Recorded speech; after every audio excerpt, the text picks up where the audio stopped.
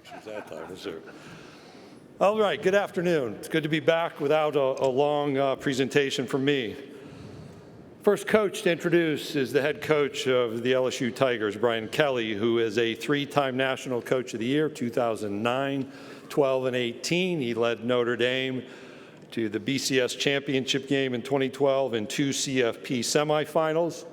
A little side note for me, I had to take dancing lessons yesterday. My younger daughter's getting married. My dancing lessons are not on video. Brian, though, has had his dancing ability on video. When he was asked about it, he said, when a five-star quarterback asks you to dance, you dance. And when your youngest daughter asks you to dance for a wedding, you take dancing lessons in my case. This is Coach Kelly's first appearance at a conference media event since 2009. Off the field, he and his wife, Pocky, she's a two-time breast cancer survivor, have a foundation named Kelly Cares that's donated nearly $6 million to over 190 causes around the globe. Please welcome LSU Tigers head coach Brian Kelly.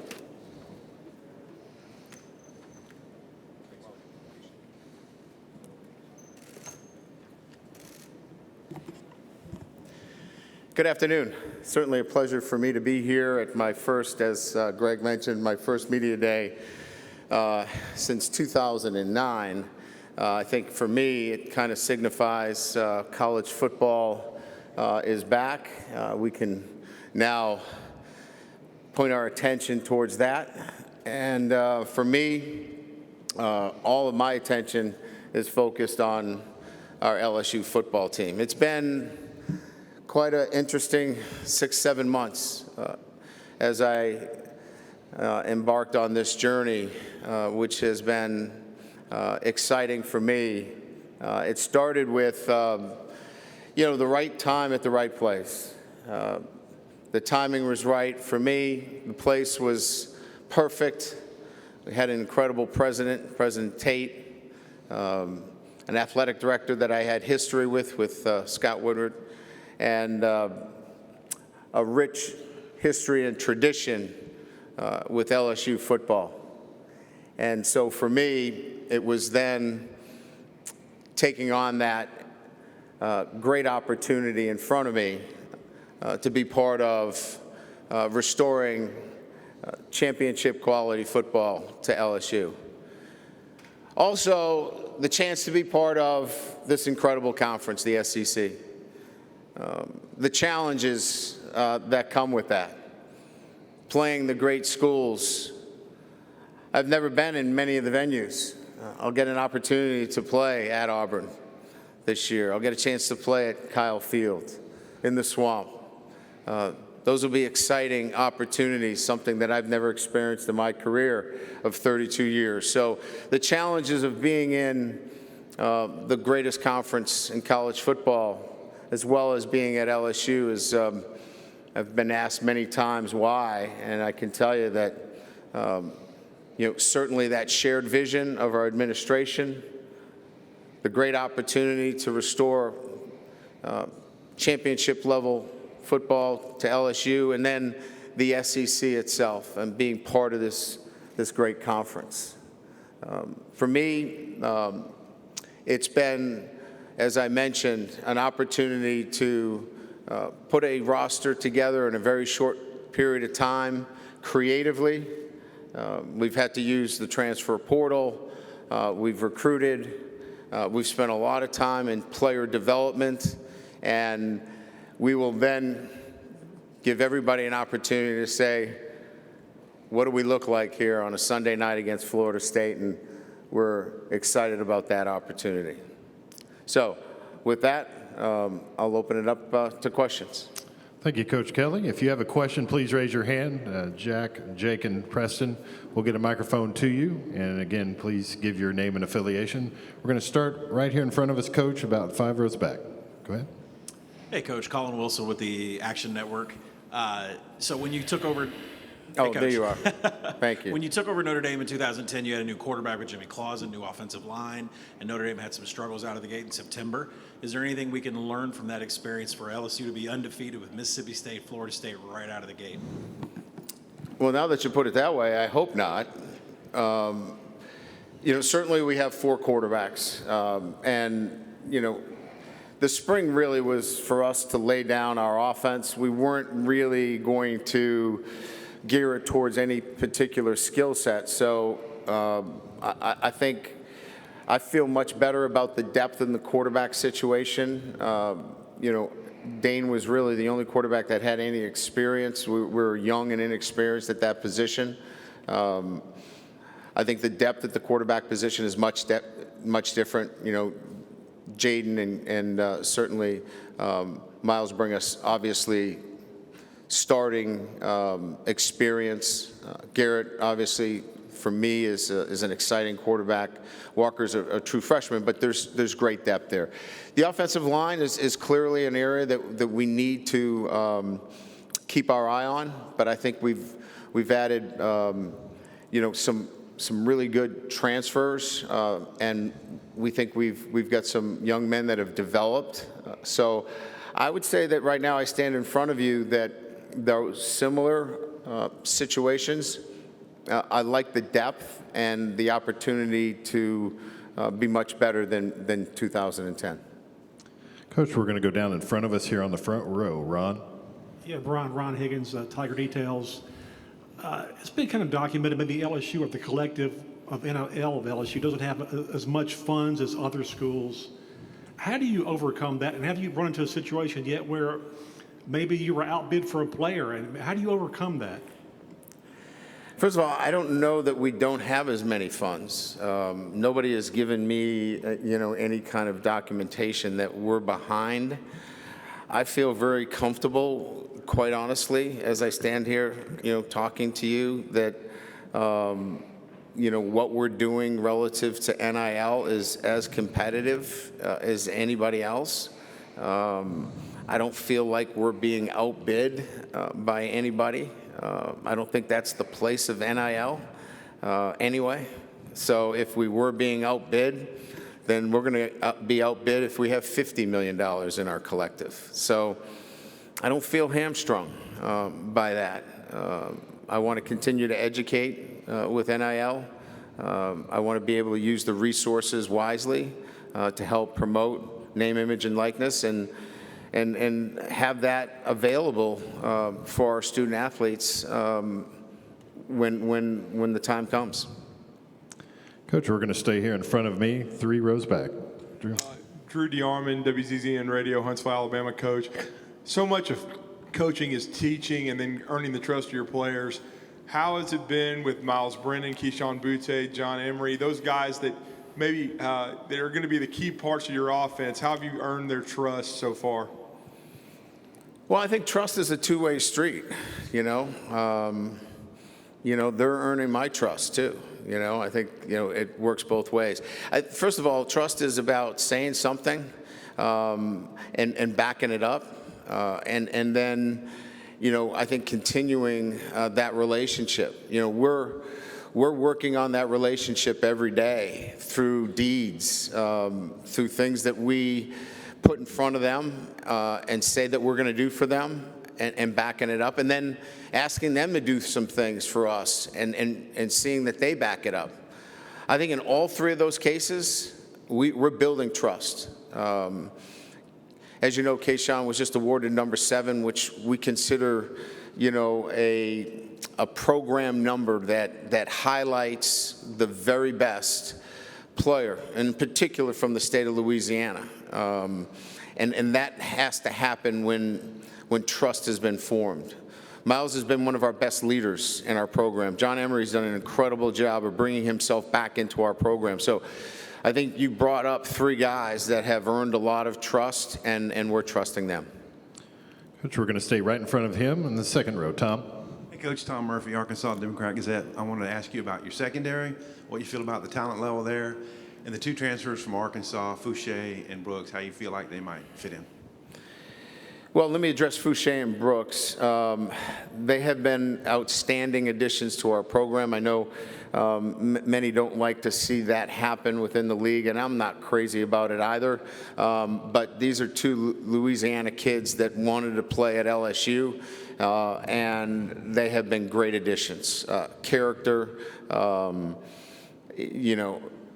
I would say that, when we were looking into the transfer portal, we wanted young men that had SEC experience and had ties to the state of Louisiana, and Brooks and Fouché fit that to the T. And I think the secondary has a number of players that I think went out and recruited either through the portal or that were in the program that give us great depth, but they're going to have to go out and prove it. And I think that's an area that is going to have to come together for us, but we think we have depth and we think we have some talent there. Coach, we're going to stay on my side, 3 rows back. Kirk? Kurt Bowles from the Austin American-Statesman. Coach, I wonder why you feel like you're a great fit for LSU since you haven't been in the South that much. And corollary question is that what do you think of Texas and Oklahoma joining an already great conference? Well, I think fit is about, the ability to run a program, at the highest level. I've done it for 32 years.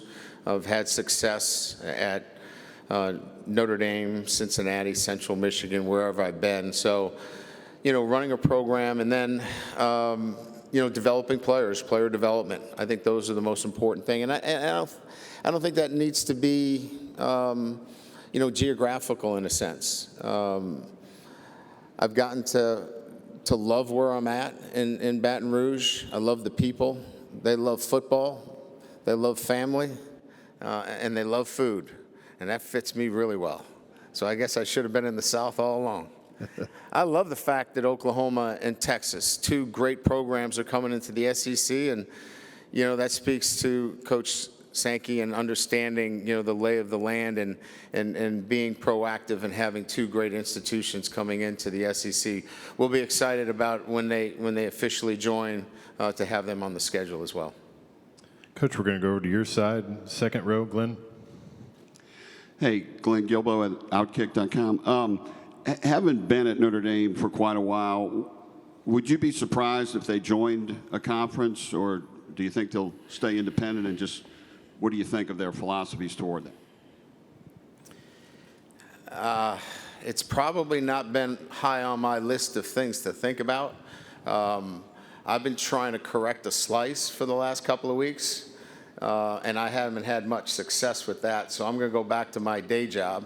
But I would say that, certainly Notre Dame still is, a coveted, university in terms of, what conference would want them. Jack Swarbrick knows what he's doing. He's got his ear to the ground. They're going to land into a good position no matter what they do, whether they stay independent or whether they go into the, one of the other conferences. Notre Dame can carry itself pretty good. Coach, we're going to go right here on this near aisle in front of me, about 3/4 of the way back. Go ahead. John Bednarowski from the Marietta Daily Journal. Coach, B.J. Ojulari is one of our kids. Yes, he is. Was hoping to get your thoughts on your initial impressions of him and what you expect out of him this year. Yeah. Well, first of all, I've gotten to know him as much more as a person than a player. Saw him a little bit in spring. He's a good player, too, by the way.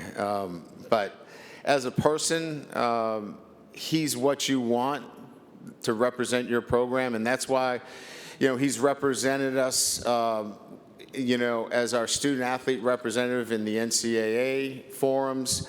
He represented us in our student, interactions on campus. He represents us here today because his traits are outstanding. His character, how he handles himself in the classroom. He's a leader, and I couldn't say more about the integrity and character that he has, and I couldn't look.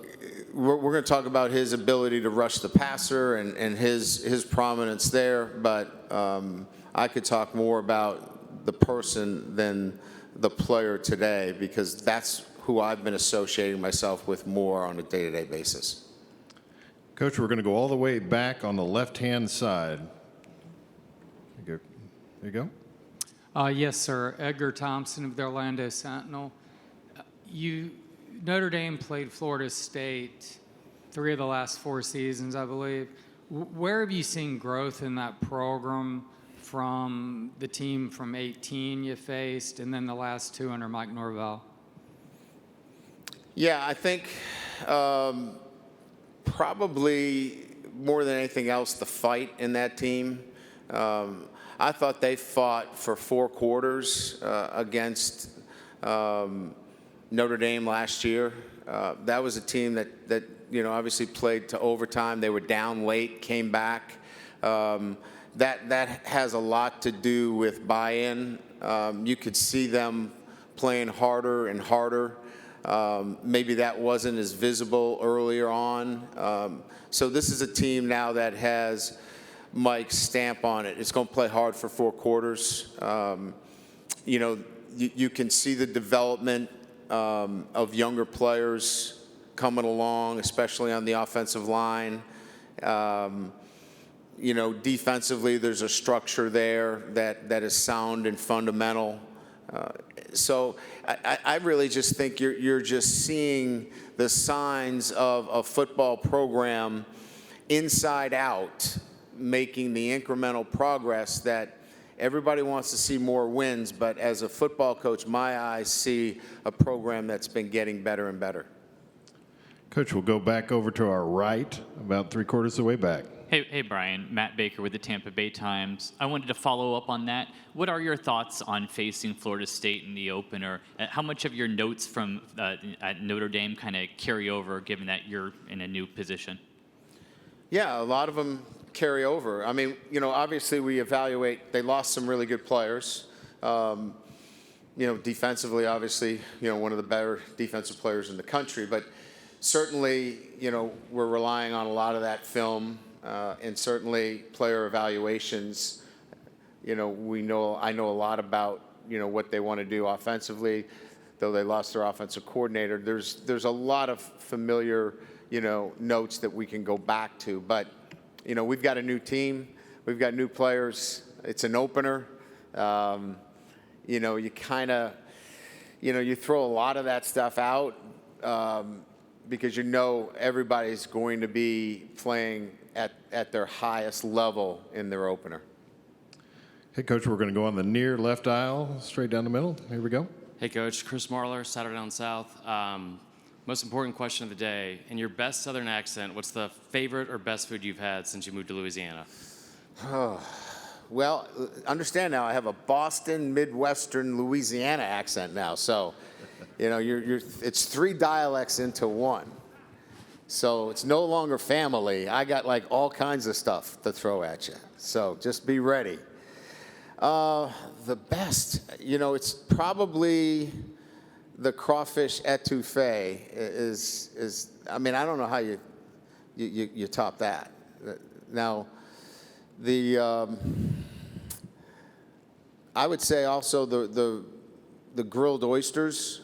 If you haven't had grilled oysters, try that. That'll get your cholesterol level up really high quickly. That's pretty good too. All right, Coach, we'll go over here to our right, alongside the wall, just right here in the front row. Hey, Coach. Mitchell Summers with Fox Carolina. The SEC has really turned into the club that everyone's trying to get into, it seems. So from your perspective, as someone that's on the inside, seeing all these other teams that are trying to get on the inside, can you describe what that's like? Musical chairs. And then the music's going to stop here, and you're not going to have a place at the table. And I think that's scary for a lot of universities. And, it's left a lot of internal conversations about, where do we go? And so I understand that, right? There was the question about Notre Dame. What do they do, right? Maybe they're better positioned than some. But, yeah, it's musical chairs, and there's not enough chairs for everybody. So, and that's the current state of college football. Coach, we'll go in this middle section about 3/4 away in front of me, right there. Hey, Brian. Jacob Goins from ESPN 106.7 in Auburn. Looking at the schedule down the stretch, a lot of tough road games in the SEC, at Auburn, at Florida, Arkansas. How does that, what's your mindset going into those road games in the SEC this season and in future seasons coming from Notre Dame now to the SEC? Yeah, I think it's a great question. I think it's how you train your team. I mean, look, you have to be ready for a battle through December, right? You know, conference championship is in December. So if you're training your team just to get to the first week, you're never going to make it to December. So I think you have to have the end in mind first. And the end in mind first is December, and planning for those kinds of games in October and in November. And so I think you have to be very intentional about how you train your team, how you practice. All of those things matter because you're going to be playing big games in October and November. And look, you want them to be big games too. So let's be clear, right? What you do in September matters because, you know, October is important, or you don't matter in November. So I think answering the question in the fashion of training your team the right way and getting them there is absolutely crucial. Coach, we'll go over here in our right, middle section. Coach Michael Giddens with the War Report, Auburn. How do you assess the physical readiness of this team to do what you're planning to implement this season? Are they physically ready from a strength and conditioning standpoint? And then as far as your quarterback situation, what are you guys looking at there? Miles Brennan, you know, looks ready to go. You got Jaden Daniels. How's the quarterback situation looking this spring? Yeah, I think our numbers look pretty good. You know, our GPS numbers show a fitness that will have us prepared for Florida State. We trained outside all summer. We have 2 more days this week, and then we're off. We finish up our summer program with 2 more days of training this week, today counting. So, yeah, we're healthy. I think our kids would tell you they feel as good as they've ever felt. Our numbers look really good across the board.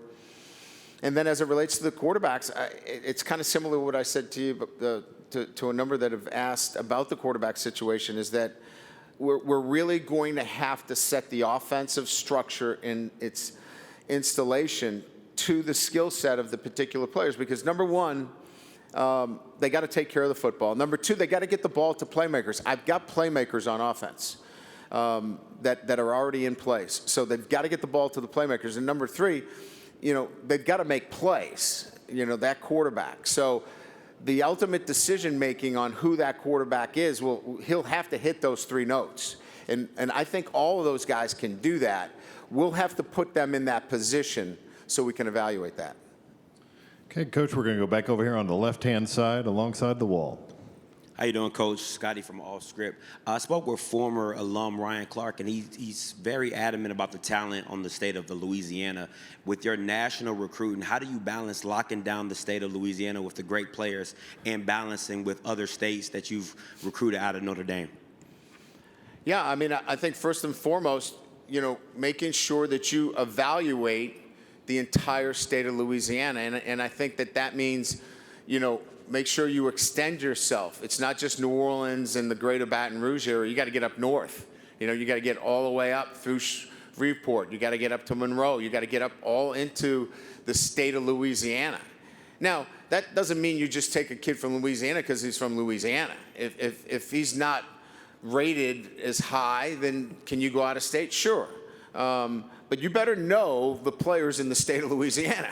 And that means the entire state. And I think that's maybe where, you know, if I've gotten any feedback, you know, that maybe we needed to extend our recruiting efforts a little bit further north. And I think we've done that. Coach, we're going to go right in front of me, about 3/4 of the way back, right here in the teal shirt. Brian over here, josephgoodmanale.com. How much did the lopsided losses to Alabama play into the fact that you wanted to leave Notre Dame for LSU? That wasn't part of my decision making. Those were really good teams. They both won the national championship. I thought we played Alabama better than anybody in that last playoff. Their talent, you know, was unbelievable on the offensive side of the ball that year. So that wasn't like, well, I'm taking the LSU job. Alabama was so much better than us. That was not part of the process. for me. It was timing. It was this place at LSU and the administration and the opportunity to bring this program back. It really had nothing to do with the Alabama game. Coach, we'll take one final question here to our left, second row. Bob? Right there.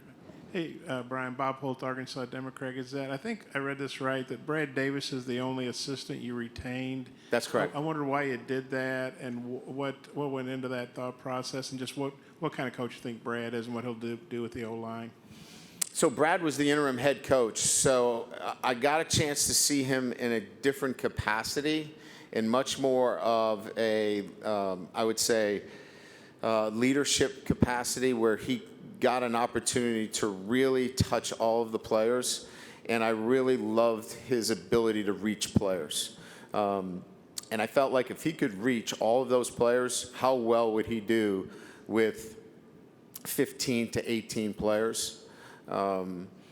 Also, he worked for Sam, and I consider Sam Pittman one of the best, if not the best, offensive line coach in college football. And so he's been tutored under the best, played the position from Baton Rouge, just all those things together. And then my time with him and his want and desire to be part of LSU made it an easy decision for me.